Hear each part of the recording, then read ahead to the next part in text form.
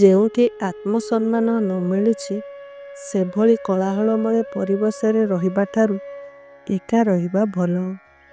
ଲୋକେ ଏହାକୁ ତୁମର ଆତ୍ମଗର୍ବ କହିପାରନ୍ତି, କିନ୍ତୁ ବାସ୍ତବରେ ଏହା ତୁମର ଆତ୍ମସ୍ୱାଭିମାନ।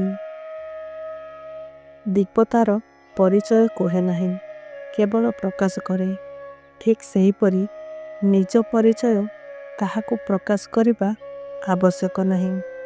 ସଠିକ୍ କର୍ମ କରି ଚାଲିଲେ ଦେଖିବେ ତାହା ହିଁ ତୁମର ନିଜର ପରିଚୟ ହେବ।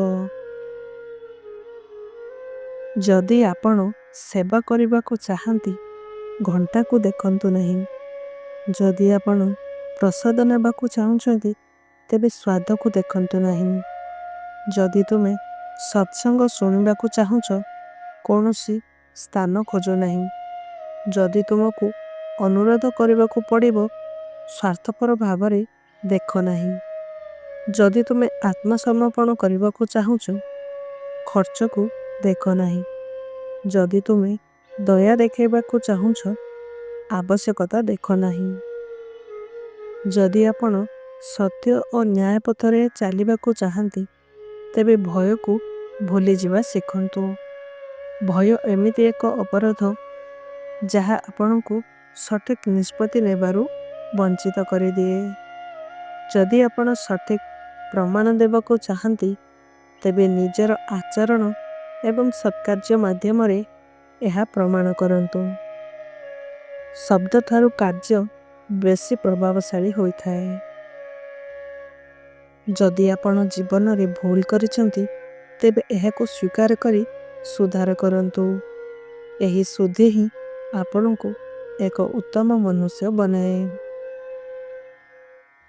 ଲୁହ ହିଁ ଜଣାଇଥାଏ ତୁମର ଯନ୍ତ୍ରଣାର ଗଭୀରତା କେତେ।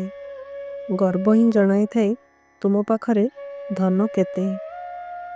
ବ୍ୟବହାର ହିଁ ଜଣାଇଥାଏ ତୁମ ପରିବାରର ସଂସ୍କାର କେତେ। ସଫଳତା ହିଁ ଜଣାଇଥାଏ ତୁମ ଚେଷ୍ଟା ଶକ୍ତିର ସୀମା କେତେ। ଧୈର୍ଯ୍ୟ ହିଁ ଜଣାଇଥାଏ ତୁମ ଅପେକ୍ଷାର ସୀମା କେତେ।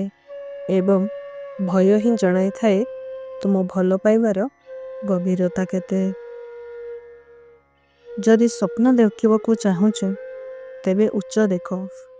ଅପମାନିତ ଓ ନୀଚ ଦେଖାଇବା ପାଇଁ ଲୋକେ ଅଛନ୍ତି। ଯଦି ଜାଳିବାର ଅଛି, ତୁମ ଭିତରେ ଉତ୍ସାହର ଅଗ୍ନି ଜାଳ। ଜଳିବା ପାଇଁ ଲୋକ ଅଛନ୍ତି। ଯଦି ବନେଇବାକୁ ଅଛି, ତେବେ ସ୍ମୃତି ବନାଅ। କଥା ବନେଇବାକୁ ଲୋକେ ଅଛନ୍ତି।